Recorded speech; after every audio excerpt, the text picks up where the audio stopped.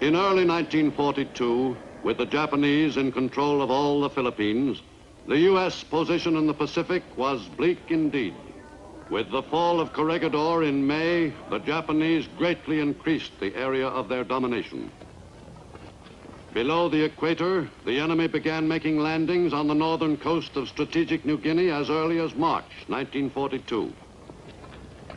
For the U.S., the job ahead was an enormous one. In Australia, American troops arrived in larger numbers as mid-1942 drew near to prepare for the moment when the offensive against the enemy could be seized.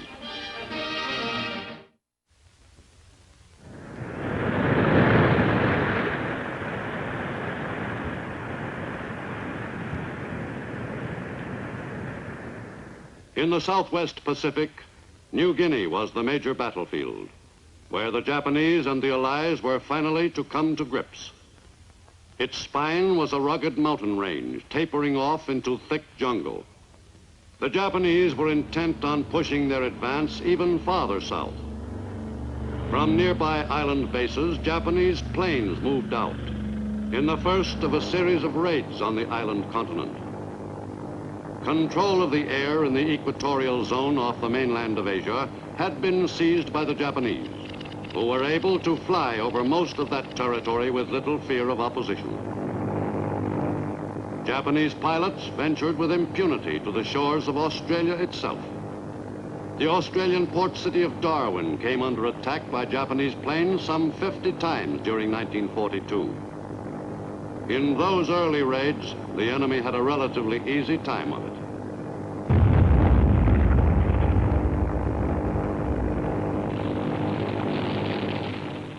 In late August 1942, Milne Bay at the tip of New Guinea became the newest Japanese invasion target. Seizure of the Milne Bay area was an important step in Japanese plans to gain control of all of New Guinea. But the invasion was not unopposed. Allied planes went to work on the enemy amphibious force.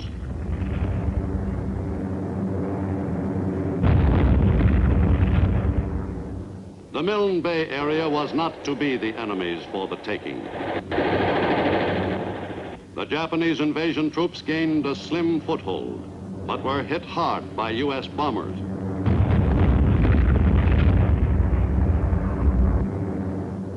American planes concentrated on the enemy's supply centers and badly crippled the Japanese beachhead operation. For several days, the invaders fought for a firm foothold.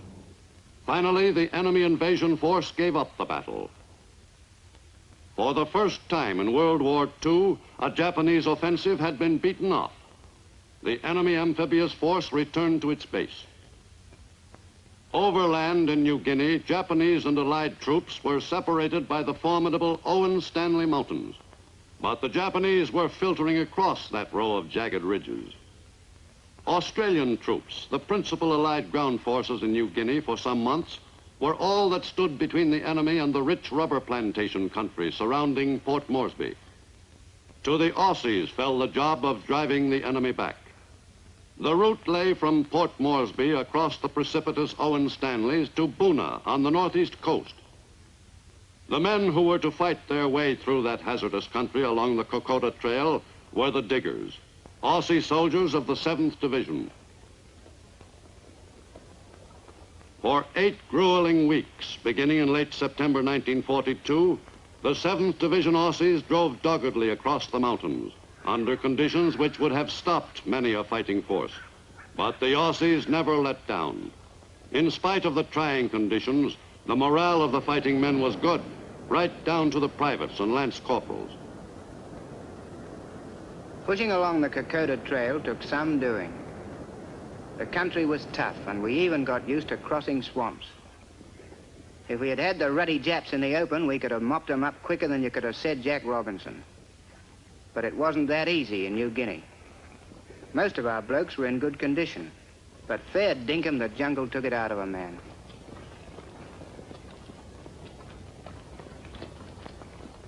There was always something needed doing, even when the Jap wasn't about. Now and then we stopped for a bit of tucker and a quick look at a snapshot of that Sheila in Sydney.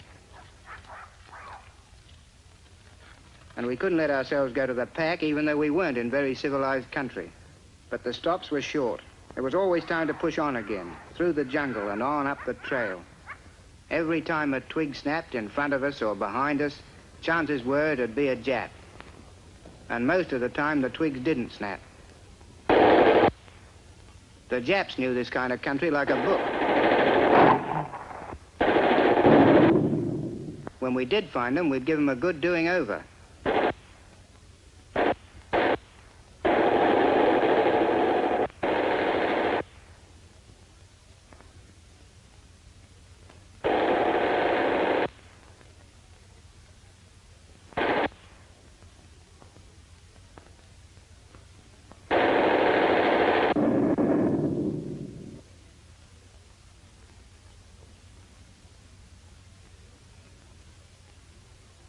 We knew dead to right some Japs wouldn't be bothering us again.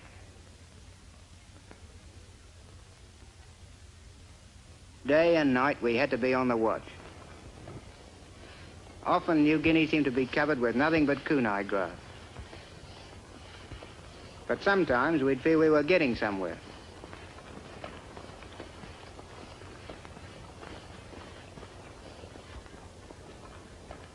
We knew there were Japs ahead, and we had an idea there might be some back of us. There was no way of knowing. It was up and up till it seemed we'd soon be in the clouds.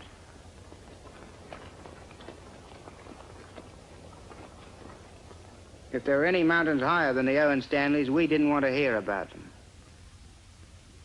Just when we felt all in, something would happen to buck us up. If that was a supply plane, we couldn't take a ruddy chance on him missing us. But a thin smoke signal in the Owen Stanleys wasn't always easy to spot. In the air, Yank pilots were looking for signals just like ours. We must have been in a good position, and we were pretty lucky, too. At any rate, our signal was spotted by the sharp-eyed Yanks. We didn't know it at the time, but there were Aussies in that plane, too. And at the right time, they did an A1 job. The rations usually got to us just when we were running a bit short.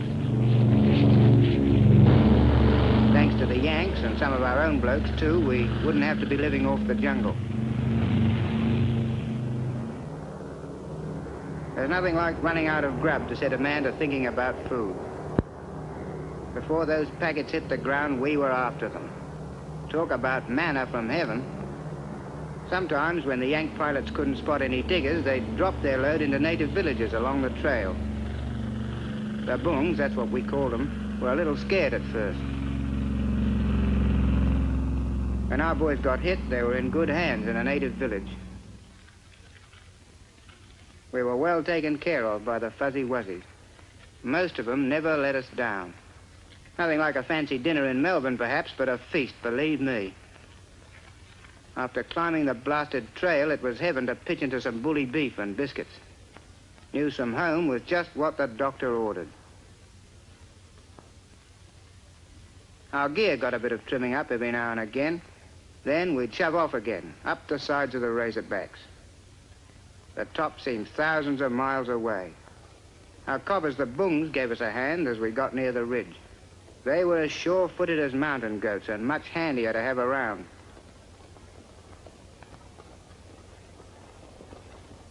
Up near the top, we had to be especially lively about keeping an eye open for the enemy. We were about due for another scrap.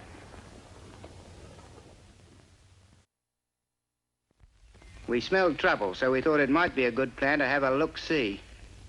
And it turned out to be a good idea. Some Japs' numbers were coming up.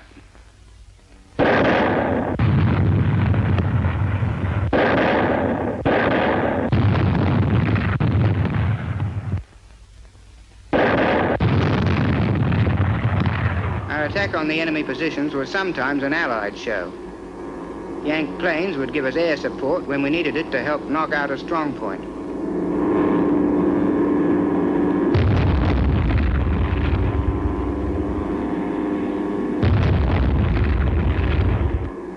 the Yanks poured it on.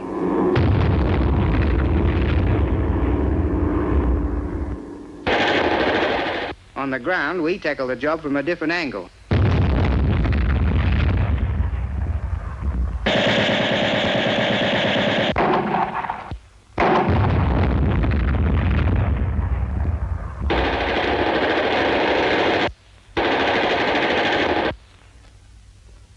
The job was done, but we didn't come through unhurt.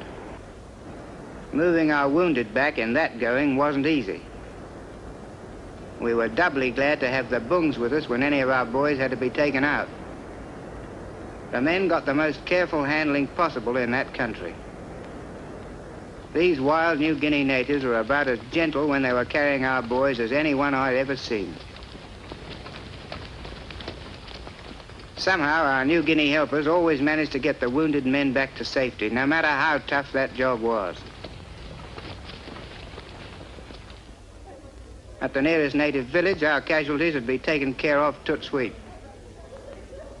Everybody in the village turned out to do what they could, including all the Aussies who happened to be hanging around. From then on, the wounded were in the hands of the doc, who pulled the boys through most times.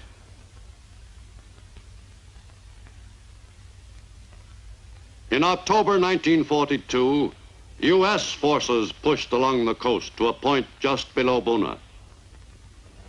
A Lilliput navy made up of pre-war island coastal ships snaked through the treacherous reefs. The GIs made the rest of the trip in outriggers. The New Guinea natives were most cooperative. The GIs of the 32nd Division made a novel kind of landing and prepared to drive overland to link up with the Aussies and lay siege to Buna. The necessary supplies which would be needed on that drive were expertly unloaded. The campaign to take Buna was an expensive one for the Allies.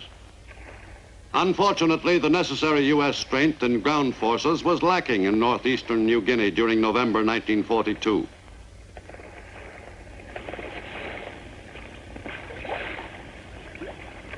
The U.S. command, encouraged by the Japanese withdrawal at Milne Bay, expected to take Buna almost without opposition. But the GIs who were assigned the task of achieving that seizure were to find the situation quite the opposite.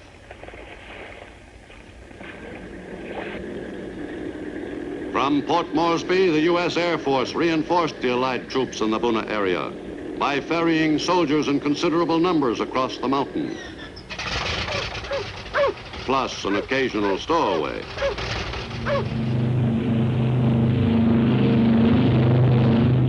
This was the way to cross the Owen Stanley Peaks.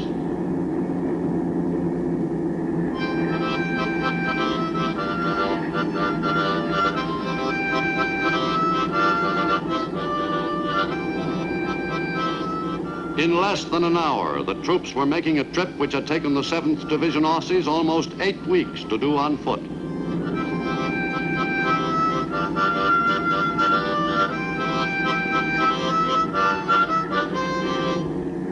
Some 15,000 troops were transported from Port Moresby over the Owen Stanleys to the battle area behind Buna. Thanks to the ferry service provided by the U.S. 5th Air Force, the battle for Buna was soon to change complexion. The jungle didn't slow down these fighting men.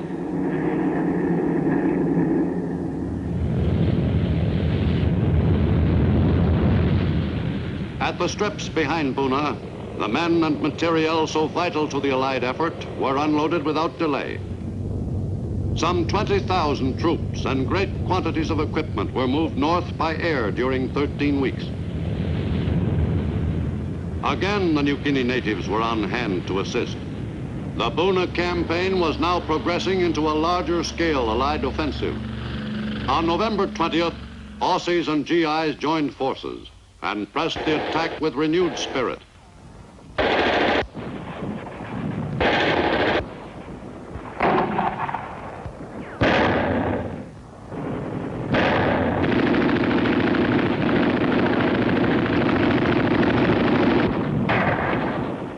For 6 weeks, Allied troops invested Buna.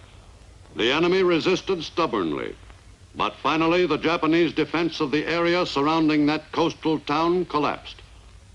Allied forces took the Japanese who were still alive prisoner and assumed control of Buna on January 2nd, 1943. The enemy hold on the northeastern coast of New Guinea was loosened. In early 1943, the situation in New Guinea began to get brighter, with the eastern section now in Allied hands. After Buna fell, enemy convoys from Rabaul moved westward, bearing reinforcements for their troops at Lae. Allied planes took the offensive. In early March 1943, Allied pilots took off in quest of a Japanese convoy of some 16 ships.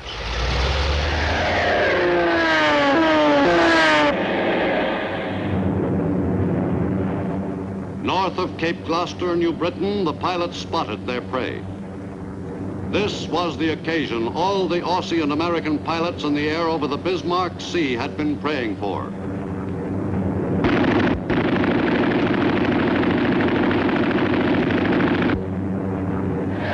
But Allied pilots didn't have the air all to themselves.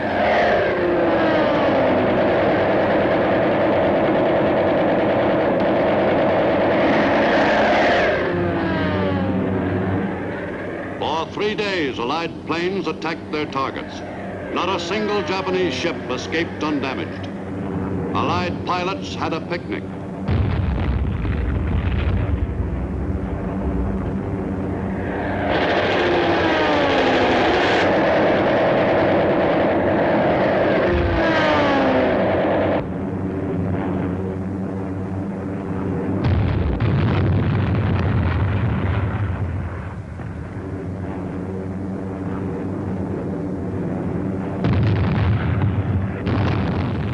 In the Battle of the Bismarck Sea, U.S. and Australian planes sank 12 enemy ships and effectively put an end to this determined Japanese attempt to strengthen their New Guinea ground forces.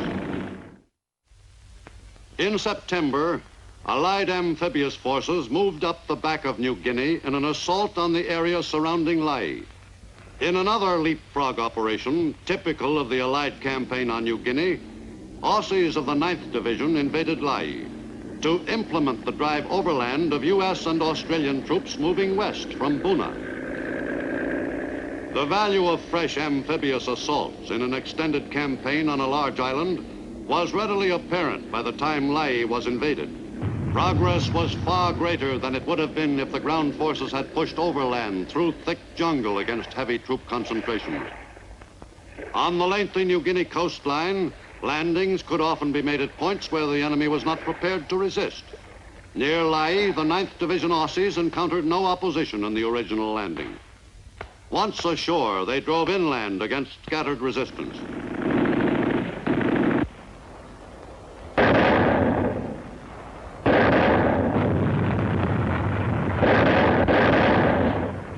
The Aussies caught the defenders of Lae off balance.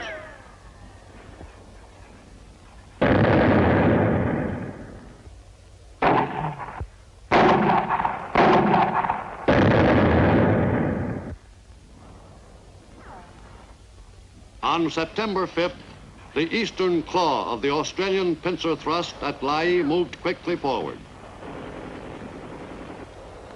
The Australian attack group coordinated its drive with a force of American GIs who were fighting a diversionary action to the south. The fight for the Huon Gulf area was no easy operation. From Port Moresby, American paratroops prepared to fly north to reinforce their brothers in arms fighting in that sector. This airborne assault was personally supervised by the Southwest Pacific Theater commander himself. The paratroopers were to help break the back of enemy resistance at Lae. General MacArthur demanded that the objective be seized at once. 1,700 men of the 503rd U.S. Paratroop Infantry Regiment were to make the jump. Parachute landings in combat were comparatively rare in the Pacific, since the terrain was not often conducive to successful jumps. But on September 5th, 1943, the U.S. troopers took off on a large-scale combat operation.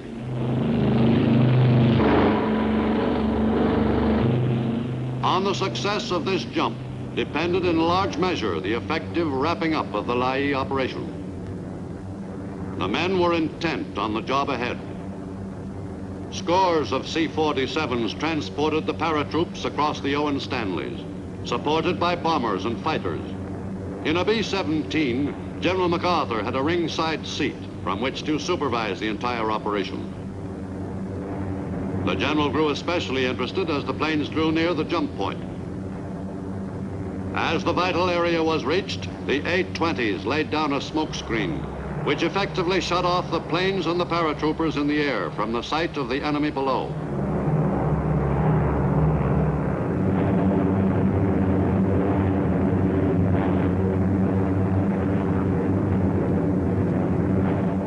The men prepared for their first combat jump.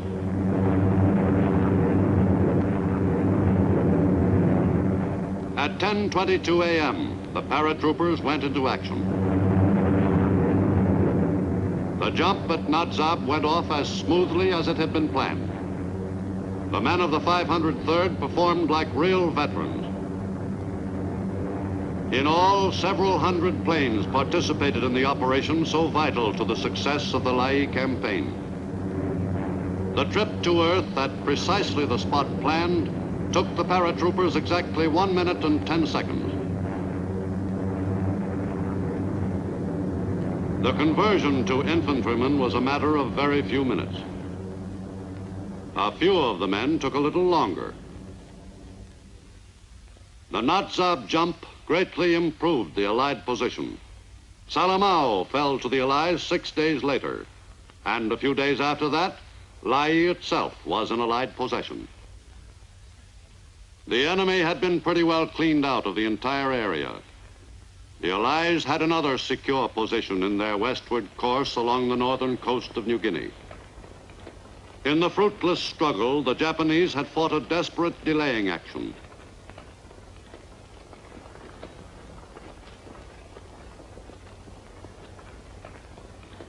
The Aussies entered Lae itself on September 16th. The enemy had completely evacuated the battered coastal town. In the 12-day engagement, the enemy had lost men and equipment in vain. Allied air power had provided the necessary added punch which helped to hasten the Japanese defeat at Lae.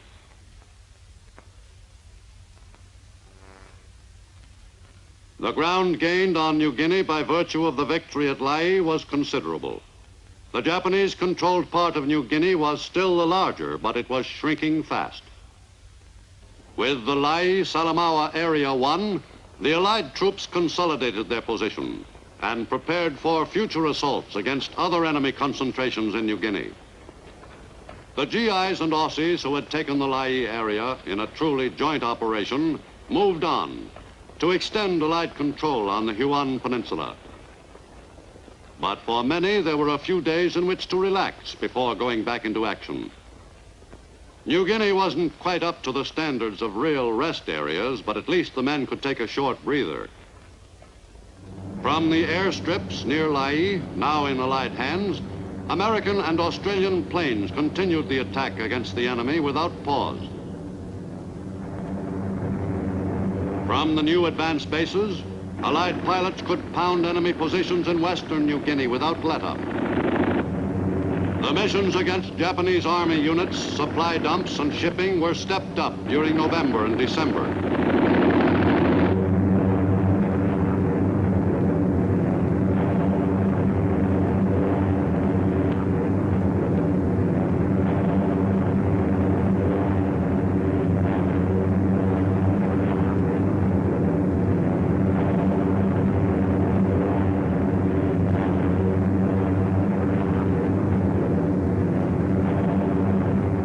By the end of 1943, the enemy in New Guinea was finally completely on the defensive.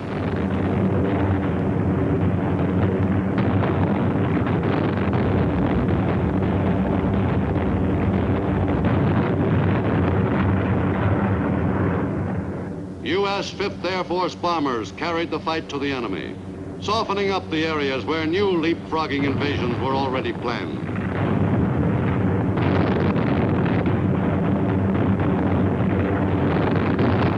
To the eastward, The Japanese-held island of Bougainville was about to occupy the attention of American Marines. On November 1st, 1943, they invaded that island in force.